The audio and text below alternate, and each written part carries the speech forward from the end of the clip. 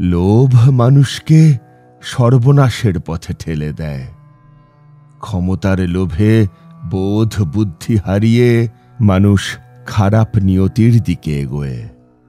আজকের গল্পটি এমনই এক লোভী ব্রাহ্মণের, যিনি ঐশ্বর্যের লোভে শেষ পর্যন্ত প্রাণ হারিয়েছিলেন। ঠাকুরমশাইয়ের মুখে এমন ধারা কথা শুনে বেশ অবাক হলাম। কিশোরী ঠাট্টার সুরে বলে উঠল, আপনার মুখে এইসব আজগুবি কথা শুনতে বেশ লাগে। তা যখন বলতেই চাইছেন তখন শুনি। বৃষ্টির দিনে আশা করি জমবে ভালো। বিশ্বাস করবে কিনা সেটা তোমাদের ওপর। আমি আজ থেকে 32 বছর আগের একটা ঘটনা বলছি।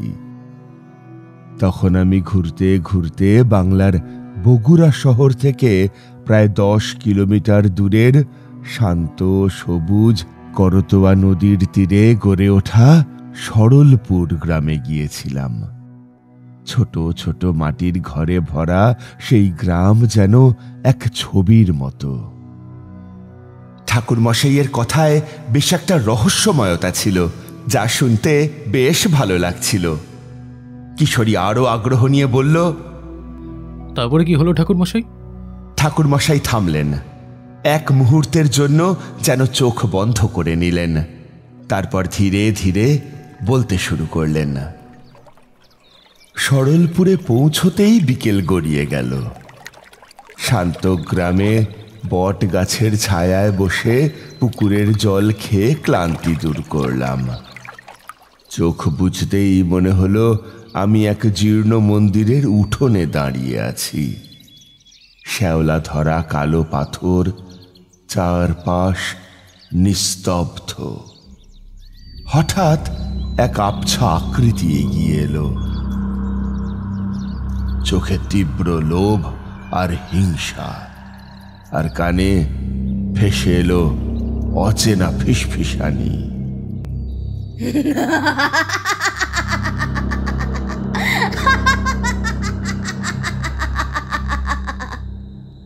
যে ব্যক্তির ছবি দেখতে পাচ্ছ সে দিগম্বর মুখুজ্জে। নিজের লোভ আর লালসার বশে সে এমন 3 শক্তির পূজা করেছে, যা শুভ আর অশুভর সমন্বয়। আর তার এই কৃতকার্যের কারণে গ্রামে ঘনিয়ে আসবে একের পর এক বিপত্তি। কথাটা শুনেই আমার তন্দ্রার ঘোর কেটে গেল। কে বলল কথাটা? এক মনে ভাবতে লাগলাম আমি। চোখ খুলতেই দেখি আমার সামনে অনেক মানুষ জড়ো হয়েছে। কেউ কৌতূহলী চোখে তাকিয়ে আছে, কেউ বা ভক্তি ভরে প্রণাম করছে। তাদের মধ্যে একজন বৃদ্ধকে দেখে আমি একটু ভাবনায় পড়লাম। কোনো দ্বিধা না করে তার দিকে তাকিয়ে বললাম, মুখুজ্জে মশাই এখন কেমন আছেন? তাকে নিয়েই তো যত গন্ডগোল, তাই না? আমার কথা শুনে বৃদ্ধের চোখ দুটি বড় বড় হয়ে গেল। তিনি যেন আকাশ থেকে পড়লেন। আপনি আপনি কি করে জানলেন? আপনি তো এই গ্রামের লোক নন। বৃদ্ধের কথা শুনে বাকি গ্রামবাসীরাও অবাক হয়ে আমার দিকে তাকিয়ে রইল। আমি মৃদু হেসে বললাম, আসলে আমি তান্ত্রিক সাধক, আর অনেক কিছুই আমি আমার শক্তির মাধ্যমে জানতে পারি। দিগম্বর মুখুজ্জের বিষয়ে সবকিছু জানতে চাই। ওনাকে নিয়েই তো যত গন্ডগোল, তাই না? আমার কথার মধ্যে এমন একটা দৃঢ়তা ছিল যে বৃদ্ধ আর কিছু লুকোতে পারলেন না। মাথা নেড়ে বললেন, হ্যাঁ, সত্যি আমাদের গ্রামে এমন একজন ব্রাহ্মণ আছেন। তার নাম দিগম্বর মুখুজ্জে। গ্রামের উত্তর পশ্চিম কোণে একটা ছোট আশ্রম আছে, সেখানেই তিনি থাকেন। কিন্তু গত কয়েকদিন ধরে তাকে তেমন একটা দেখা যাচ্ছে না। তার শিষ্যরা বলেছেন যে তিনি তাদের দিন কয়েকের জন্য অন্য কোথাও যেতে বলেছেন। তিনি একাই আশ্রমে রয়েছেন। বৃদ্ধের কথা শুনে আমার সন্দেহ আরো দৃঢ় হলো। আমার মনে হলো এই দিগম্বর মুখুজ্জের সঙ্গে সেই অলৌকিক ঘটনার একটা গভীর যোগসূত্র আছে। আমার ভিতর থেকে এক প্রবল ইচ্ছে জাগলো ওনার সঙ্গে দেখা করার। আমি বৃদ্ধকে বললাম, আমাকে তার কাছে নিয়ে চলুন এক্ষুনি। আমার আগ্রহ দেখে বৃদ্ধ চুপ করে রইলেন। কয়েকজন গ্রামবাসী আমাকে নিয়ে গ্রামের শেষ প্রান্তের এক পুরনো আশ্রমে গেলেন। নিস্তব্ধ সন্ধ্যা, চারপাশে অন্ধকার ছায়া। আশ্রমে ঢুকতেই নাকে এলো পচা মিষ্টি ঝাঁঝালো এক গন্ধ। ভিতরটা অন্ধকার। আবছা আলোয় খোলা দরজার ঘরে ঢুকে দেখি নড়বড়ে খাটে এক রুগ্ন ব্রাহ্মণ শুয়ে আছেন। বিবর্ণ চেহারা, গায়ে এক ফালি সাদা কাপড়, অস্বাভাবিক ভারী শ্বাস। হতবাক হয়ে বললাম, এ কি সেই দিগম্বর মুখুজ্জে যার রহস্যময় কাহিনী শুনেছিলাম? দিগম্বর মুখুজ্জের সেই রুগ্ন চেহারা দেখে আমি হতভম্ব হয়ে গেলাম। আমার মনের ভিতরটা যেন এক ধাক্কায় সবটা স্পষ্ট হয়ে গেল। তার এই অবস্থার কারণটা আমি ঠিক বুঝে গিয়েছিলাম। আমি তার বিছানার কাছে গিয়ে দাঁড়ালাম। ঝুঁকে তার কানের কাছে ফিসফিস করে বললাম, আপনার এই অবস্থা কেন হয়েছে দিগম্বর বাবু? আপনি তো সেই 3 মহাশক্তিকে আহ্বান করতে চেয়েছিলেন, লক্ষ্মী, অলক্ষ্মী আর কালী। ভেবেছিলেন একসঙ্গে তাদের বশে এনে আপনি এই জগতের সর্বশ্রেষ্ঠ ঐশ্বর্য লাভ করবেন। কিন্তু আপনি বোধহয় ভুলে গিয়েছিলেন যে লোভ আর পাপের পথ ধরে কোনো মহাশক্তিকে বশ করা যায় না, শুধু তাদের ক্রোধকে বশ করা যায়। আপনি এখন সেই ক্রোধের বলি, তাই না?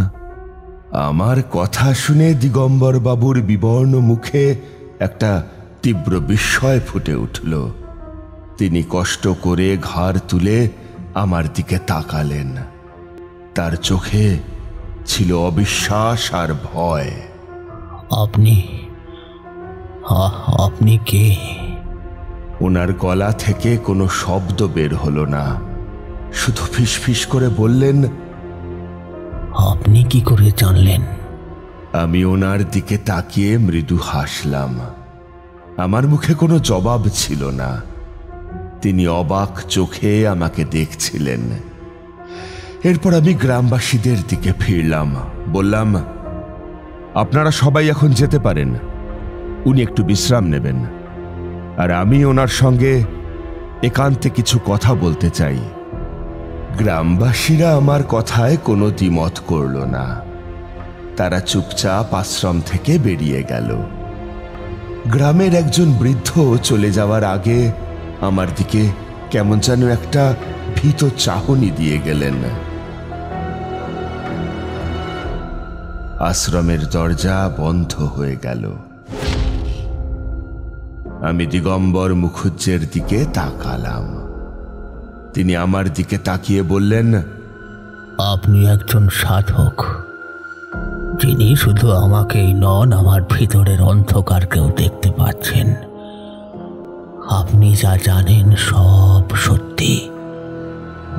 10 বছর আগের কথা, এক অজ পাড়াগ্রামে পাওয়া এক প্রাচীন তাম্রলিপি এবং তালপাতার পুঁথিতে লেখা ছিল যে লক্ষ্মী, অলক্ষ্মী এবং কালীকে একসঙ্গে আহ্বান করবে সে পাবে মহাশক্তি এবং গুপ্তদ্বারের চাবি। সেই লোভে আমি লক্ষ্মীর সাধনা শুরু করলাম। 3 রাত সাধনায় সোনা, রূপ এবং বিপুল ধন সম্পদ এলো, আর আমি ভাবলাম আমি সব পেয়েছি। কিন্তু আমার লোভ তখন আরো বেড়ে গেল। আমি ভাবলাম, লক্ষ্মীর সঙ্গে যদি অলক্ষ্মীকেও বশ করতে পারি তাহলে আমার ক্ষমতা পূর্ণ হবে। তাই আমি অলক্ষ্মীর আহ্বান সাধনা শুরু করলাম। কিন্তু এবার থেকে সব কিছু যেন পাল্টে যেতে লাগলো। অলক্ষ্মীর আগমনে ঘরে ধন সম্পদ নয়, অশান্তি আর দারিদ্রতা ডেকে আনলো। আমার ঘরে ভাঙন দেখা দিল। পরিবারে অশান্তি, রোগ, শোক সব কিছু যেন একসঙ্গে ভর করতে লাগলো।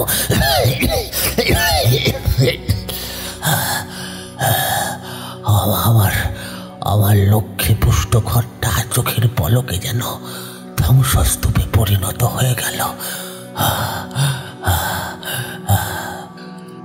আমি বুঝতে পারলাম যে আমার লোভ আমাকে ভুল পথে নিয়ে এসেছে, কিন্তু ততক্ষণে অনেক দেরি হয়ে গেছে। আমার অহংকার আর লোভ আমাকে এমনই অন্ধ করে দিয়েছিল যে আমি শেষবারের মতো তৃতীয় শক্তি অর্থাৎ কালীকে আহ্বান করার সিদ্ধান্ত নিলাম। আমি গভীর জঙ্গলে শ্মশানের ধারে রাতের পর রাত কঠোর সাধনা শুরু করলাম। আর যখন কালীর আবির্ভাব হলো, তখন যেন আমার সামনে এক ভয়ানক দৃশ্য ফুটে উঠল। একসঙ্গে তিন শক্তি, লক্ষ্মী, অলক্ষ্মী আর কালী আমার চোখের সামনে মুখোমুখি এসে দাঁড়ালেন। তখন একে অপরের বিরুদ্ধে ভয়ঙ্কর তাণ্ডব শুরু করলেন। লক্ষ্মী তার সব ঐশ্বর্য দিয়ে কালীর ক্রোধকে শান্ত করতে চাইলেন, কিন্তু পারলেন না। অন্যদিকে অলক্ষ্মী সবকিছুকে ধ্বংস করতে চাইল, আর কালী তার সেই বিধ্বংসী রূপে তাদের দুজনের উপরেই ঝাঁপিয়ে পড়লেন। আমার মনে হলো এই প্রকৃতি নিজেই আমার ভুলের জন্য আমার উপরে প্রতিশোধ নিচ্ছে। আমি তাদের থামাতে চাইলাম, কিন্তু আমার শরীরে আর কোনো শক্তি ছিল না। তাদের তাণ্ডবে আমার শরীরের প্রত্যেকটা অংশ যেন চলতে শুরু করলো, আর আমি এমনভাবে অসুস্থ হয়ে গেলাম যেমনটা আপনি এখন দেখছেন। দিগম্বর বাবু হাঁপাতে হাঁপাতে থামলেন। ওনার চোখ থেকে জল পড়ছিল। তিনি নিজের জীবনের সেই ভুলের জন্য অনুশোচনায় কাতর হয়ে পড়েছিলেন, কিন্তু ওনার মুখটা দেখে মনে হচ্ছিল তিনি যেন আরও কিছু বলতে চাইছেন। ওনার চোখ দুটো তখনও ভয়ে বিস্ফারিত ছিল। তিনি ধীরে ধীরে বললেন, আপনি কি জানেন এরপর কি ঘটেছে? ওই তিন শক্তির তাণ্ডব ওটা শুধু এক রাতের জন্য ছিল না। তারপর থেকে আমার জীবন যেন একেবারে নরক হয়ে গেছে। নরক। প্রতি রাতে যখন সারা গ্রাম ঘুমিয়ে পড়ে, আমি তখন আমার আশ্রম থেকে অদ্ভুত সব শব্দ শুনতে পাই। কখনো অদ্ভুত বিকট হাসি, আবার কখনো ভাঙা শঙ্খের মতো হাহাকার, অলক্ষ্মীর হাহাকার। মাঝরাতে মনে হয় যেন কোনো এক অজানা শক্তি আমার শরীরের ভিতরে প্রবেশ করে সব কিছু শুষে নিচ্ছে, সব কিছু। আমি ওনার দিকে তাকিয়ে প্রশ্ন করলাম, আপনি কি বলতে চাইছেন দিগম্বর বাবু? তিনি কাঁপা কাঁপা কণ্ঠে বললেন, প্রতিদিন রাতে আমার চোখের সামনে সেই তিন শক্তি একে অপরের বিরুদ্ধে লড়াই করে। অলক্ষ্মী যেন এই গ্রামের উপরে রোগ আর মৃত্যুর একটা কালো ছায়া ফেলে দিয়েছে, আর লক্ষ্মী যিনি আমার সব শক্তি আর সম্পদকে যেন তিলে তিলে কেড়ে নিচ্ছেন। আমি লক্ষ্মীর কৃপায় যা পেয়েছিলাম সবটাই যেন আমার চোখের সামনে বিলীন হয়ে যাচ্ছে। আর কালী যেন এক ভয়ঙ্কর বিধ্বংসী রূপ নিয়েছেন। তার ক্রোধে এই গোটা গ্রামটাই যেন অজানা বিপদের সম্মুখে এসে দাঁড়িয়েছে। কথাটা শুনে আমি বুঝতে পারলাম দিগম্বর বাবু শুধু অসুস্থ নন, তিনি এক অলৌকিক অভিশাপের শিকার। ওনার শরীরের প্রতিটি কোষে সেই 3 শক্তির লড়াই চলছে, যা তাকে ক্রমশ মৃত্যুর দিকে ঠেলে দিচ্ছে। তার লোভের ফল শুধু ওনার একার জন্য নয়, এই গ্রামের জন্য এক চরম সর্বনাশ ডেকে আনছে। দিগম্বর বাবু শেষবারের মতো আমার দিকে তাকিয়ে বললেন, আমি বুঝতে পেরেছি, আমার লোভ আমাকে সব দিক থেকে শেষ করে দিয়েছে। আমি শুধু নিজের জন্য নয়, এই নিরীহ গ্রামবাসীর জন্য সর্বনাশ ডেকে এনেছি। আমাকে আমাকে ক্ষমা করে দিন, আমাকে ক্ষমা করে দিন। ওনার চোখ থেকে অবিরত জল ঝরছিল। সেই রাতে আমি আর কিছু বললাম না। দিগম্বর মুখুজ্জের অসহায় মুখটা দেখে আমি শুধু তার পায়ে বসে রইলাম। পরের দিন সকালে কি হবে তা জানার জন্য আমার মন উন্মুখ হয়ে উঠেছিল। পরের দিন সকালে যখন সূর্য উঠল, তখন আশ্রমের চারপাশে গ্রামের মানুষের ভিড় জমেছিল। তাদের চোখে মুখে ছিল ভয় আর আতঙ্ক। সেই বৃদ্ধ আমার কাছে এসে কাঁদতে কাঁদতে বললেন, ঠাকুর মশাই, কাল রাতেও আমরা সব অদ্ভুত অদ্ভুত শব্দ শুনেছি। আমাদের আমাদের গ্রামটা যেন ধীরে ধীরে বিপদগ্রস্ত হয়ে পড়ছে। একের পর এক লোক জ্বরে ভুগছে, ফসল নষ্ট হচ্ছে, এমনকি কুয়োর জলও যেন কেমন পচা গন্ধ বেরোচ্ছে। আপনি আমাদের একমাত্র ভরসা, আমাদের আমাদের বাঁচান ঠাকুর মশাই। আমি গ্রামবাসীদের আশ্বাস দিলাম, আপনারা শান্ত হন, আমি সবটা বুঝতে পেরেছি। তবে এই সমস্যার সমাধান করতে হলে আমাকে গভীর ধ্যান করতে হবে। এরপর আমি সন্ধ্যের দিকে আশ্রমের এক নির্জন কোণে চোখ বন্ধ করে বসলাম। মনের মধ্যে এক গভীর শান্তি এনে আমার সমস্ত আধ্যাত্মিক শক্তিকে একত্রিত করলাম। আমার সামনে এক নতুন দৃশ্য ফুটে উঠল। আমি দেখতে পেলাম লক্ষ্মী, অলক্ষ্মী এবং কালী, এই 3 মহাশক্তি যেন এক অদৃশ্য রজ্জুতে একে অপরের সঙ্গে বাঁধা পড়ে আছেন। লক্ষ্মী চান তার ধন সম্পদ সুরক্ষিত রাখতে, অলক্ষ্মী চান ধ্বংস করতে, আর কালী চান সব কিছুকে নিজের মধ্যে বিলীন করে দিতে। তাদের এই সংঘাতের ফলে গ্রামের প্রতিটি ধূলিকণা পর্যন্ত কম্পিত হচ্ছে। আমার মন যেন ফিসফিস করে বলে উঠল, এখানে 3 শক্তি বিরোধে লিপ্ত হয়েছে। যদি তাদের পৃথক পথে চালানো না যায়, তবে এই গ্রাম ধ্বংস হবে। আমার ধ্যান ভাঙল। আমি গ্রামে গিয়ে তাদের নিজের সামনে সমবেত করে বললাম, আমি আপনাদের সমস্যার কারণটা জানতে পেরেছি। দিগম্বর বাবু তার লোভের বশে যে ভুল করেছেন, তার ফল এখন আপনাদের সবাইকে ভোগ করতে হচ্ছে। এই 3 শক্তি, লক্ষ্মী, অলক্ষ্মী আর কালী, একসঙ্গে এক জায়গায় চলে এসেছেন। তাদের এই শক্তি এখন একে অপরের সঙ্গে বিরোধে লিপ্ত। যদি এই বিরোধকে আমরা থামাতে না পারি, তাহলে এই গ্রাম ধীরে ধীরে ধ্বংস হয়ে যাবে। আমার কথা শুনে গ্রামের মানুষ যেন আরো হতাশ হয়ে পড়ল। একজন যুবক জিজ্ঞাসা করল, তাহলে কি এই সমস্যার কোনো সমাধান নেই? আমি মাথা নাড়লাম, দৃঢ়তার সঙ্গে বললাম, সমাধান আছে। এই 3 শক্তির জন্য 3 ভিন্ন পথের ব্যবস্থা করতে হবে। কিন্তু কাজটি সহজ নয়, অনেক সাধনা আর পরিশ্রমের প্রয়োজন। আপনারা কি আমার পাশে থাকবেন? সবাই একসঙ্গে চিৎকার করে উঠল, হ্যাঁ, আমরা আপনার পাশেই থাকবো। পাশেই থাকবো। যদি আপনারা পাশে থাকেন তাহলে এই সমস্যা থেকে আপনাদের গ্রামকে আমি রক্ষা করব। এর জন্য আমাদের একটা মহাযজ্ঞের আয়োজন করতে হবে। আমার কথা শুনে সবাই অবাক হয়ে গেল। সেই বৃদ্ধ এগিয়ে এসে জিজ্ঞাসা করলেন, যজ্ঞ? কিসের যজ্ঞ ঠাকুর মশাই? বলুন, আমরা কিভাবে আপনাকে সাহায্য করব? এই যজ্ঞ সাধারণ যজ্ঞ নয়।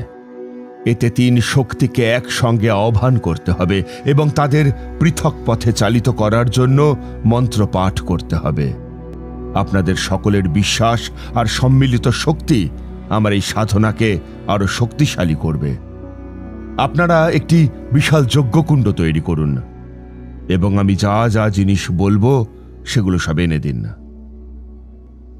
পরের দিন গ্রামবাসীরা এক বিশাল যজ্ঞকুণ্ড তৈরি করল। গ্রামের সমস্ত মানুষ একত্রিত হল। সন্ধ্যার সময় যজ্ঞের পবিত্র আগুন প্রজ্বলিত হল। গ্রামের মানুষ আমাকে একা ছেড়ে দিল। আমি যজ্ঞকুণ্ডের সামনে বসে গভীর ধ্যান শুরু করলাম আর মুখে 3 শক্তিকে পৃথক করার জন্য মন্ত্র জপ করতে লাগলাম।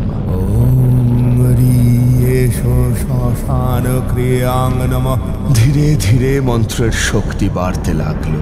ওম ক্রিং ভদ্রকাল্যে নমস্তুতে সন্তুষ্টা দেবী। এক সময় পুরো এলাকা যেন কেঁপে উঠল। আকাশে মেঘের গভীর গর্জন শুরু হলো, যেন বজ্রপাত হতে চলেছে। মাটি থরথর করে কাঁপছিল আর যজ্ঞের আগুন যেন তার স্বাভাবিক রূপ ছেড়ে এক অন্য রূপে পরিণত হলো। সেই আগুন থেকে 3টে রূপ বেরিয়ে আসতে শুরু করলো, যা দেখে আমি আরো অবাক হয়ে গেলাম। প্রথমে বেরিয়ে এলেন লক্ষ্মী। তার রূপ ছিল স্নিগ্ধ আলোর মতো শান্ত এবং সুন্দর। তার আগমনে যেন চারদিকে এক শান্তির বার্তা ছড়িয়ে গেল, কিন্তু তার চোখে ছিল এক বিষণ্ণতার ছায়া, যা তার বর্তমান অবস্থাকে তুলে ধরছিল। এরপর আগুন থেকে বেরিয়ে এলেন অলক্ষ্মী। তার রূপ ছিল এক কালো ছায়ার মতো ভয়ঙ্কর আর রুক্ষ। তাঁর আসার সঙ্গে সঙ্গেই বাতাস শীতল হয়ে গেল আর এক চাপা বিষাদের গন্ধ ছড়িয়ে পড়ল। তিনি যেন ক্রোধে জ্বলছিলেন। সব শেষে যজ্ঞকুণ্ড থেকে বেরিয়ে এলেন কালী। তাঁর রূপ ছিল এক রক্তরাঙা তেজের মতো, যার তেজ চোখ ধাঁধিয়ে দিচ্ছিল। তার উপস্থিতি যেন এক প্রচণ্ড শক্তি আর ধ্বংসের আভাস দিচ্ছিল। 3 শক্তি আমার সামনে দাঁড়িয়ে একে অপরের বিরুদ্ধে এক অদৃশ্য যুদ্ধে লিপ্ত। তাদের চেহারা দেখেই আমি বুঝতে পারলাম আমার সাধনার ফল শুরু হয়েছে। এখন তাদের পৃথক পথে চালিত করার কাজটা আমাকে শেষ করতে হবে। আমার সামনে তখন এক ভয়ঙ্কর দৃশ্য। 3 শক্তি, লক্ষ্মী, অলক্ষ্মী আর কালী, একে অপরের দিকে হিংস্রভাবে তাকিয়ে আছেন। মনে হচ্ছিল তাদের মধ্যে যে কোনো মুহূর্তে এক রক্তক্ষয়ী যুদ্ধ শুরু হয়ে যাবে। লক্ষ্মীর স্নিগ্ধ আলো অলক্ষ্যের কালো ছায়ার সঙ্গে মিশে যাচ্ছিল, আর কালীর রক্তবর্ণ তেজ যেন সব কিছুকে গ্রাস করতে চাইছিল। তারা যেন একে অপরকে ছিন্ন ভিন্ন করে দিতে উদ্যত। আমি বুঝতে পারলাম এই মুহূর্তে আমার আর নীরব থাকা চলবে না। আমি হাত জোর করে বজ্রস্বরে বললাম, থামুন। আমার কণ্ঠস্বরে যেন চারিদিকটা কেঁপে উঠল। 3 মহাশক্তি আমার দিকে ফিরে তাকালেন। আমি তাদের বললাম, আপনারা একে অপরকে বিনাশ করতে আসবেন না। এই বিশ্বে প্রত্যেকের নিজস্ব ভূমিকা আছে। লক্ষ্মীর কাজ সৃষ্টি করা, অলক্ষ্মীর কাজ অমঙ্গল সরিয়ে নেওয়া, আর কালীর কাজ ধ্বংসের মাধ্যমে নতুন সৃষ্টিকে রক্ষা করা। আপনারা একে অপরের পরিপূরক, শত্রু না। আপনাদের এই বিরোধের কারণে এক নিরীহ গ্রাম ধ্বংসের মুখে দাঁড়িয়ে আছে। আমার কথায় তাদের ক্রোধ যেন একটু শান্ত হলো। আমি বললাম, আপনারা প্রতিজ্ঞা করুন, এখন থেকে আপনারা নিজ নিজ পথে চলবেন। লক্ষ্মী কল্যাণ দেবেন, সম্পদ আর সমৃদ্ধি নিয়ে আসবেন। অলক্ষ্মী অমঙ্গল সরিয়ে নেবেন, যা কিছু অশুভ তা দূর করবেন। আর কালী এই জগৎকে রক্ষা করবেন, সব বাধা বিপত্তি থেকে মুক্তি দেবেন। আমার কথা শেষ হতেই যজ্ঞকুণ্ড থেকে এক প্রচণ্ড আলো ছিটকে বেরিয়ে এলো, যা বজ্রপাতের মতো ঝলসে উঠল। সেই আলোয় যেন তিন শক্তি একে অপরের সঙ্গে এক গভীর প্রতিজ্ঞায় আবদ্ধ হলেন। এরপর তারা ধীরে ধীরে যজ্ঞকুণ্ডের আগুনের মধ্যে মিলিয়ে গেলেন, আর তাদের স্থান শূন্য করে তারা রেখে গেলেন এক গভীর নীরবতা আর এক অলৌকিক প্রতিশ্রুতি। ঠাকুরমশাইয়ের মুখ থেকে এই রোমহর্ষক কাহিনী শুনে কিশোরী আর আমি যেন এক অন্য জগতে চলে গিয়েছিলাম। গল্পের সমাপ্তি শোনার জন্য আমরা দুজন অধীর আগ্রহে অপেক্ষা করছিলাম। ঠাকুরমশাই মৃদু হেসে আবার শুরু করলেন। আমি যখন আসনে ছেড়ে উঠলাম এবং বাইরে এলাম, তখন ভোরের আলো সবে ফুটেছে। গ্রামবাসীরা আমার দিকে আশা নিয়ে তাকিয়েছিল। আমি তাদের দিকে তাকিয়ে বললাম, আপনাদের গ্রাম এখন নিরাপদ। তিন মহাশক্তি তাদের নিজ নিজ পথে ফিরে গেছেন। আমার কথায় সবার মুখে এক স্বস্তির হাসি ফুটে উঠল। তাদের চোখে যে ভয় ছিল তা যেন এক নিমেষে দূর হয়ে গেল। কিন্তু দিগম্বর বাবু, একজন গ্রামবাসী জিজ্ঞাসা করল। আমি বললাম, ওনার লোভের ফল ওনাকে ভোগ করতে হয়েছে। তিনি তার নিজের ভুল বুঝতে পেরেছেন। ওনার শরীর এখন আর এই তিন শক্তির ক্রোধের ভার সহ্য করতে পারছে না। তার সময় প্রায় ফুরিয়ে এসেছে। পরের দুদিন আমি সেই গ্রামেই ছিলাম। দেখলাম দিগম্বর বাবুর অবস্থার ধীরে ধীরে অবনতি হচ্ছিল। তৃতীয় দিন সকালে তার দেহ শান্ত হল। তিনি তার পাপের প্রায়শ্চিত্ত করে শান্তিতে চোখ বুজলেন। তার মৃত্যুর পর আমি গ্রামবাসীদের নিয়ে তার সৎকার করলাম, আর সেই দিন থেকেই গ্রামে শান্তি ফিরে এলো। দিগম্বর মুখুজ্জের লোভের কারণে যে অমঙ্গল শুরু হয়েছিল তা যেন এক জাদু বলে অদৃশ্য হয়ে গেল। গ্রামের মানুষ আবারও তাদের স্বাভাবিক জীবনে ফিরে এলো। ফসল ভালো হলো, রোগবালাই কমতে শুরু করলো, আর কুয়োর জল আবার আগের মতো নির্মল হলো। সেই দিন থেকে তারা সবাই বিশ্বাস করে, আজও যদি কোনো অশুভ ছায়া দেখা দেয়, তাহলে সেই তিন শক্তির প্রতিশ্রুতি তাদের গ্রামকে রক্ষা করে। ঠাকুরমশাইয়ের গল্প শেষ হওয়ার পর আমরা কিছুক্ষণ চুপ করে বসে রইলাম। ঘরের বাইরে তখনও হালকা বৃষ্টি পড়ছিল। গল্পের শেষটা আমাদের মনে এক মিশ্র অনুভূতি এনে দিল। একদিকে দিগম্বর মুখুজ্জের পরিণতিতে দুঃখ হলো, অন্যদিকে গ্রামের মানুষদের শান্তি ফিরে পাওয়ার খবরে মনটা ভরে উঠল। আপনার মতো সাধক যদি না থাকতেন তাহলে তো এই গ্রামটা একেবারে ধ্বংস হয়ে যেত মশাই। আমি ছিলাম নিমিত্ত মাত্র। আসলে গ্রামের মানুষের বিশ্বাস আর ঐক্যই তাদের বাঁচিয়েছিল। তারা যখন একসঙ্গে দাঁড়িয়ে বলেছিল, হ্যাঁ আমরা আপনার পাশেই থাকব, তখনই আমি বুঝেছিলাম এই মানুষগুলোর জন্য কিছু একটা করতে হবে। সেই সম্মিলিত শক্তি যজ্ঞে ফল দিয়েছিল। একটু থেমে ঠাকুরমশাই আবার বলতে শুরু করলেন, পরের দুদিন যখন আমি সেই গ্রামে ছিলাম তখন তারা আমাকে খুব যত্ন করেছিল। তাদের কাছে আমি যেন এক সহায়ককারীর মতো ছিলাম। গ্রামের মানুষজন আমাকে ঘিরে ধরত, নিজেদের সুখ দুঃখের কথা বলতো। তারা আমাকে অনেক করে থেকে যেতে বলেছিল, কিন্তু আমার তো ফেরার তাগিদ ছিল। আমি যখন ফিরে আসব বলে মনস্থির করলাম, তখন সেই বৃদ্ধ যিনি প্রথমে আমার কাছে এসেছিলেন তিনি এসে বললেন, ঠাকুর মশাই, আপনি আমাদের যা উপকার করেছেন তা আমরা কোনো দিন ভুলব না। যদি কখনো কোনো বিপদে পড়ি তবে কি আপনাকে আর পাবো না? মানুষের লোভ আর পাপ যতদিন থাকবে ততদিন এই ধরনের বিপদও আসবে।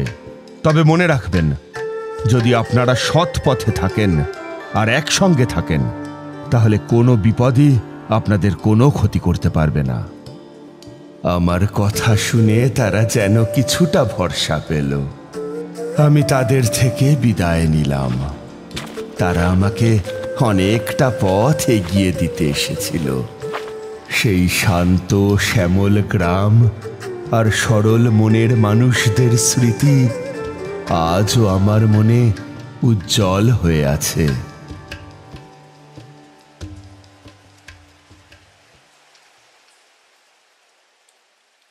আমাদের এই গল্প যদি আপনাদের ভালো লেগে থাকে তাহলে অবশ্যই লাইক করবেন এবং শেয়ার করবেন।